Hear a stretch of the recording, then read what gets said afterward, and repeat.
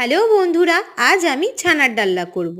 ছানার ডালনা করার জন্য এখানে আমি 500 গ্রাম দুধের মধ্যে ক্যালসিয়াম ল্যাকটেট দিয়ে দুধটাকে কাটিয়ে ছানাটাকে জল ঝরিয়ে তার মধ্যে 1 চামচ আটা দিয়ে খুব ভালোভাবে এটা মেখে নেব।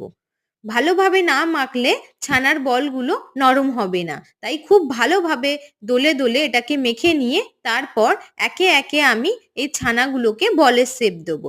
সমস্ত বলের শেপ দিয়ে দেওয়ার পর তারপর আমি কড়ায় তেল দিয়ে দেব এই বলগুলোকে ভেজে নেওয়ার জন্য। কড়ার তেল গরম হয়ে এলে সমস্ত ছানার বলগুলোকে একে একে দিয়ে আমি ভালোভাবে ভেজে নেব। ভেজে নেওয়ার পর সমস্ত বলগুলো আমি তুলে নিয়ে তারপর ওই তেলের মধ্যেই অল্প একটু হলুদ দিয়ে দেব আলুগুলোকে ভেজে নেওয়ার জন্য।